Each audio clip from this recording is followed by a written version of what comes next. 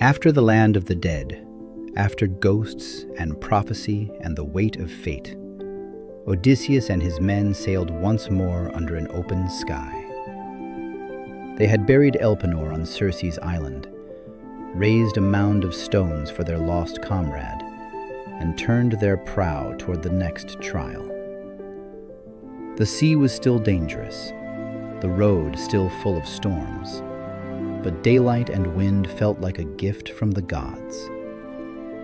Yet not even the sunlight could erase what Tiresias had said. Sirens, Scylla, Charybdis, and the deadly island of the sun. Before he left her shore, Circe had given Odysseus one last warning. "You have walked among the dead," she said softly, "but now you will face a different kind of danger. Songs, desire, dreams that drag sailors onto sharp rocks. First," she warned, "you will sail past the Sirens. Their voices are sweeter than honey, sharper than hooks.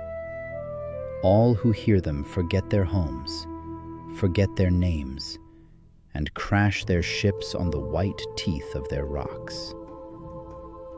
Odysseus listened in silence, remembering men who had already lost themselves to fear, to greed, to false promises. "Take wax from your stores," Circe told him. "Soft beeswax. Melt it and press it into the ears of your men so they hear nothing. But you, Odysseus, man of many wiles, if you wish to hear the siren's song and live, have your crew bind you to the mast of your ship. Tell them this: no matter what you say, no matter how you beg, they must not untie you until you are far past the danger." Odysseus nodded. He knew the power of words. He knew curiosity could be as dangerous as any sword. Days later, when the wind carried them close to the Sirens' island, he called his men together on the deck. "These waters are deadly," he told them. "You must obey without question." They took the pale beeswax, warmed it in their hands, and pressed it into their ears until the crash of the waves and the creak of the wood fell into silence. Then they took ropes, strong and rough, and tied Odysseus to the mast of the ship. Wrists, arms, chest, waist, all bound fast to the solid wood. He stood there like a prisoner, but this prison was his own design. Soon, the island of the Sirens rose from the sea. From a distance, it looked harmless. Green slopes, white rocks, blue water glittering in the sun. Then the singing began. No one on the ship could hear it. No one except Odysseus. Their voices were soft and clear, both warm and cold at once, like a hand that comforts while it steals. "Odysseus," they called. "Great Odysseus, come to us." They promised him knowledge, secrets of the gods, the story of every war, the fate of every man on earth. They promised him rest, no more storms, no more blood, no more waiting. Bound to the mast, Odysseus felt the song dig into his heart like a hook.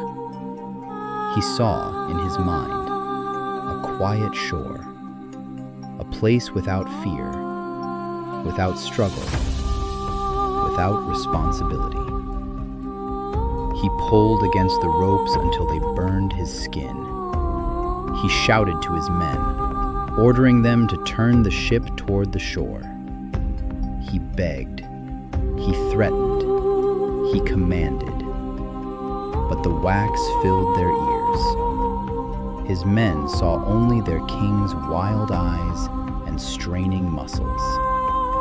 They could not hear the siren's words. They could not hear his. The sirens sang louder, their words as sharp as claws, twisting every fear and every wish inside Odysseus's heart. He strained and twisted, roaring with rage and longing, but the ropes held. The ship slid past the rocks. The song began to fade, like a dream slipping out of reach.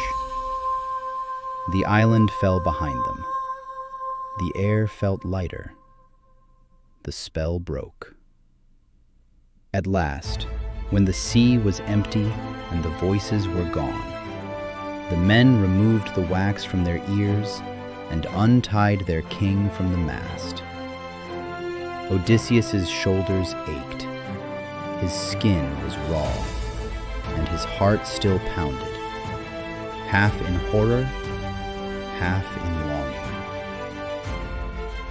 Far ahead, narrow cliffs waited to trap his ship between two monsters, Scylla and Charybdis.